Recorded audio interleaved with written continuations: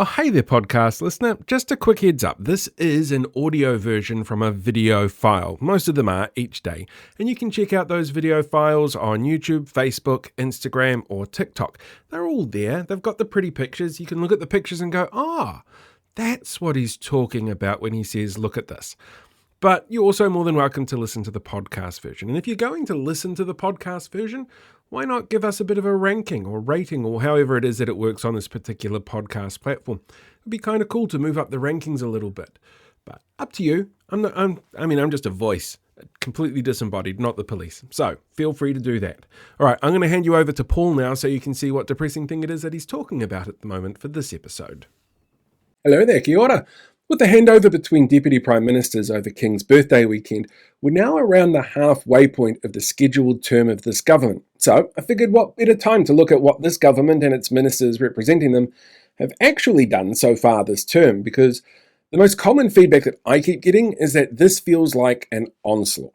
So here's a bit of a speed run on some of what's happened in the last 18 months. And it started on election night, where one of their members actually celebrated their win as a victory for pale, mail and stale. They cancelled the new ferries with no replacements or knowing what the break fees were going to be by text message, repealed smoke-free laws after lying about claims of supply deficits in Northland, cancelled the first home buyers grant, ordered a review of Kāinga Ora from a social housing provider paid for out of the Urgent Housing Fund that was organised by text message because they're mates, landlord tax changes costing us $2.9 billion. They gave Gumboot Friday millions through questionable acquisition processes, cancelled whaikaha discretionary funding for disabled people without warning, revamped the school lunch program, putting hundreds out of work that have delivered low-quality meals to school kids, some of which have had to be imported from overseas.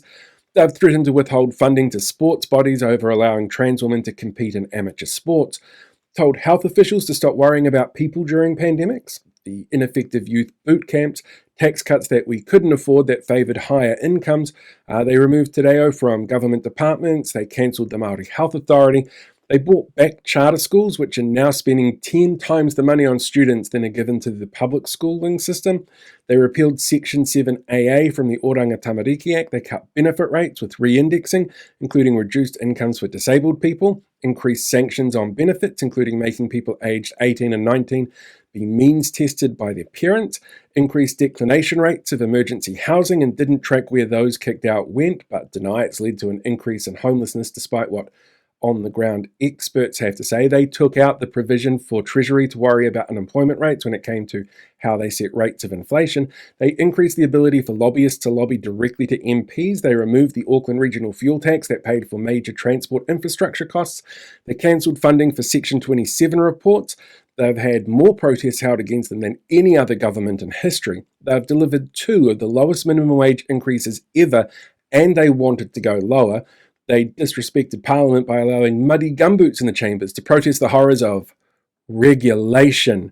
They cut frontline services to the public sector. They've fired thousands of public servants. They lied constantly about the state of the books that they inherited before borrowing more in 2 years than Labour did over 6. Policies that have seen rents continue to rise. They cancelled Auckland Light Rail. They banned cell phones in classes based on reckons without evidence. They ignored the Chief Science Advisor's report on gang harm reduction to put in a ban on patches instead, which meant breaching freedom of speech laws, so they changed those, but David Seymour said he wouldn't do the same for Nazi insignia. They cut funding to customs. They plunged councils into debt with 3 Waters repealing. They got upset when Auckland Museum said it wanted to refocus on a tikanga-led organisation. There was the removal of RSE guidelines in schools. They cancelled the reorganisation of Te Pukenga based on misleading debt data. They cancelled the Unified Health Service reformation.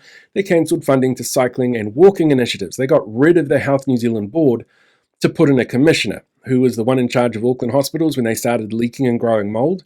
Before he was accused of cooking the books, then they fired him to reinstate the board.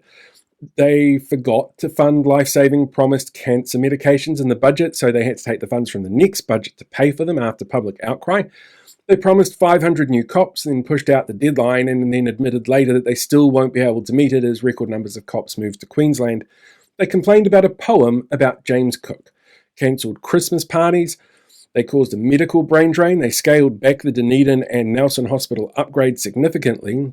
There was the Treaty Principles Bill process, which led to the largest ever protests that this country's ever seen, costing us $4 million in wasted money so that ACT could whip up racism. They barred a reporter critical of the government's response to the abuse in state care report from attending the apology that they did. They created conditions that led to the fast increase in unemployment. They allowed kids at boot camps to be punished with physical violence after the minister ran out of an interview crying that it was so mean that anybody would ever suggest I'd let them do that. They drove up gang numbers. They cut funding to research on white supremacy and disinformation groups, as well as scientific and academic research areas. There was Andrew Bailey's drunken berating of a winery worker. There was increased use of ineffective three strikes laws. There was whatever the physical incident was involving Andrew Bailey. Tax cuts for tobacco companies, an unnecessary Crown Observer to punish a Green Party mayor who, they just didn't really like. They claimed that renters were grateful for landlord tax cuts. They increased the number of people on benefits. They've removed 28 treaty provisions from various laws. They've appointed inappropriate people for the roles of Race Relations and Human Rights Commissioner. They're driving a reduction in the standard of living. They drove hundreds of thousands of Kiwis overseas. They changed family support programs that have been confusing, problematic, and underutilised. They took credit for interest rate and inflation number dropping, despite the fact that they're not related to government policy or government policy actually increasing inflation slightly. They floated privatisation of core services. They've cut Te Reo and Tikanga explanation course funding, cancelled fair pay agreements. Seymour called the public the great unwashed, set up conditions for property investors to outnumber first home buyers for the first time in a few years by changing the Bright Line test. They managed to somehow screw up twice the dates that women first got the vote in New Zealand, cancelled pay equity processes and claims under urgency. Some policies which saw an increase in violent crime are out there. There was the forced referenda and costs that go on to 44 local councils around Māori wards. They ordered the end of health services in the Hawke's Bay designed to deal with the disproportionate number of Māori men getting sick due to the lack of early medical intervention. They made up charts and lists to justify funding cuts. They made a fan of Elon Musk.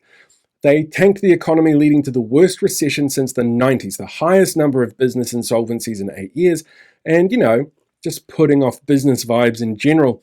They rolled back housing insulation rules, focused on fast-tracking fossil fuel extractions and overriding community concerns. They removed the well-being pillars from councils and demanded that they spend only on core services, despite 90% of all council funding already doing this. They threw out the local government report to modernise the local government sector. The Prime Minister told the country he thinks that Māori did cede sovereignty in 1840. They removed a tool for creating waitlist urgency, which included a small element that looked at ethnicity, despite it helping those most likely to be impacted with longer wait times from accessing needed medical care slightly faster because the people at Newstalk ZB said it was woke.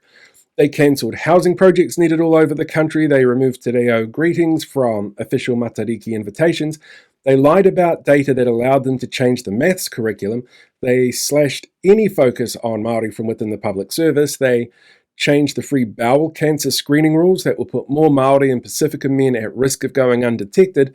They told the people of Greymouth that their council should build a new police station to replace the one that they currently have, which is full of black mould and is completely uninhabitable. They're refusing to hire nurses during a nationwide nursing shortage. They are shrinking poverty reduction targets instead of working to reduce poverty for children. They brought back co-payments on prescriptions. There was the underfunding of primary healthcare leading to price increases for GPs. They put future climate targets and with it international trade agreements in jeopardy. There's massive underfunding to services provided by and through Oranga Tamariki. There's undeclared dinners and secret meetings with lobbyists. Costello is acting contrary to law to hide data about tobacco law changes. There's the blanket speed increases in communities. They launched a second COVID inquiry to placate the cookers and conspiracy theorists in New Zealand first, and repealed the Therapeutic Products Act, making it easy to sell snake oil for people who want to manipulate vulnerable Kiwis. They cut pay top-ups to disabled workers who are working for below the minimum wage. They claim that trying to save every at-risk species was just too expensive. They unlawfully withheld information on the fast-track bill. Winston lied about being consulted on media plans. A gun nut is overhauling the Firearms Act against the concerns of the police and industry experts to make weapons like the one used by the Christchurch shooter easier to access. They changed guidelines on how a sick child should be concerned or considered. Before they can take a day off school, they cut funding and staff to the Suicide Prevention Office so it would essentially only continue in name only. They launched local water done well after cancelling Three Waters, which saw potential price rises go up to around 25%, and then claimed that their new plans save people money from the price rises that they created by cancelling Three Waters. They started a fight with a former Australian Foreign Affairs Minister. They changed fees free from first year to last year, reducing the incentive to go into trades and study. They cut women and Māori out of sector shake-up conversations with the Ministry of Regulation. They refused actions against power price rises, increased the cost of groceries, threatened funding to state broadcasters, and then cut funding to RNZ. They celebrated their first 100 days in office with expensive crayfish dinners. Multiple MPs and the Prime Minister claimed expenses that they felt they were entitled to but didn't need in a cost of living crisis. They ordered banks to ignore climate change, yelled racist taunts at migrant MPs, hinted at future asset sales, let a racist rewrite the English curriculum, which included outdated teaching methodology, cancelled work from home for public servants, tanked the wholesale trade sector and construction industries, tanked the tourism numbers, scrapped the clean car discount, tanking sales with it as well, failed to consult with Pacific countries about changes to RSE worker change rules, tried to stop public scrutiny of illegal commercial fishing practices. They ended cultural reports in courts for those who can't afford them privately. One of them drove a Land Rover up the steps of Parliament despite warnings not to and went without punishment. Created the worst recession since the 90s with everything that they've done economically. They've overturned foreshore and seabed customary rights, refused to help create protections for rainbow youth amid hate campaigns, driven a rise in hate crimes by normalising the actions and behaviours that target protected groups. Luxon got called out by an international fashion guru, dropped in international rankings in corruption, rushed through more laws in their first 100 days than any government ever has, removed the ability to extend migrant exploitation protection work visas, threatened to cut funding to the Waitangi National Trust, ordered the High Court to reconsider a ruling about a racist realtor that she lost, took part in a witch hunt against a Green MP based on erroneous online Twitter reckons from an anti-trans activist, deliberately misquoted Tamitha Paul around police funding, tried passing a law that stopped co-governance on the incorrect belief it meant more votes for one group over another. They froze the income of 3,000 mostly single-parent families. They made it easier to kill native wildlife. They used the C word and clothing to try and distract from pay equity changes that they were getting roasted over. They tried normalising a secretive sect that one of their members is part of. The sect is currently under investigation for sexual abuse incidents with both the police and the FBI. They reduced the support for abuse and state care survivors. They rolled back workplace safety measures. There's means testing, as I mentioned before, for those teenagers. There's suggested prosecuting of parents for truant kids, claimed that emails from Indian migrants were tantamount to spam, changed who decides what ECE teachers get paid, introduced citizens arrest laws, the one policy so far that has an overpaid task force run by National, changed accommodation and supplement support laws under urgencies that will mean disabled carers will be left without financial support, halved the KiwiSaver government contributions and made changes which will see low-income earners pressured into not increasing their contribution, underfunded almost every public sector area with funding increases lower than the rate of inflation, meaning real-world decreases in funding. There's the Regulatory Standards Bill. They handed down the longest ever ban for MPs from the House for celebrating the end of the Treaty Principles Bill with a traditional display of tikanga. They looked into the ability to arrest MPs as well before the Privileges Committee. They've rushed through laws to, everything. The Waitangi Tribunal being able to rule on them is what their aim is when they rush these things through. They're paying private hospitals to become after-hours emergency providers instead of properly funding ER services and health access. They tried to ban social media for under 16-year-olds. They made cuts to Oranga Tamariki without investigating the impacts it would have on children and families. There's the massive family boost rollout screw-up that meant only 250 families received the full amount. They cut funding to vulnerable patient helpers in hospitals, ECE sector overhauls that teachers have warned will lead to increased accidents, MPs using private email servers without proper security coverage for government work, calls for longer prison sentences, harsher punitive responses and less support frameworks for offenders that deal with the root cause of crime. They've been withholding the updated guidelines reviews on gender-affirming care for trans people, telling mayors that they are the ones who are meant to stop truancy. Any of New Zealand First gender ideology bullshit like bathroom bills and legally defining gender. They've removed voter rights for prisoners. They've cut a third of all IT roles in Health New Zealand. They're looking at tolling now completed roads that have already been paid for. They made up numbers to try and stop pay equity claims from salaried medical staff protesting. They started selling visas to rich foreigners. The Foreign Affairs Minister went to a Pacific Island forum and told them climate change doesn't exist. They directed Health New Zealand to stop saying the term pregnant people. Fired Phil Goff for asking questions about Donald Trump at an event for people to ask hard questions about holding power to account. He's been race baiting and complaining about Māori, punching down on Māori, women, and the poor. And that's just what I can remember from the last 18 months. And I know there's some double ups in there, and I can also guarantee I've probably missed a whole bunch of stuff. There's a reason why, for so many people, being under this government feels like an onslaught. Because it really is, to our senses, to our way of life, to our wallets, and to the people around us. And that makes it so much harder to really get a grasp on everything that's happening and being able to see how these actions have impacted everyone. So do your best to keep in mind what you can and what else gets rushed, pushed, and shoved in our ways between now and whenever the next election is. Because the parties are now ramping up their campaigns for 2026. And for the coalition, they're going to be hoping that by then you'll have forgotten what it is that they've actually done since taking office. Hey, welcome back, podcast listener. Thank you so much for checking out today's episode. It's really appreciated. I know it's only like 5 to 10 minutes long, but every view counts, every listen counts. It all, well, hopefully keeps us informed so that we know what's going on in the world around us. And I'm really, really proud of the fact that you chose to sit down and listen to my podcast, because there are so many options out there.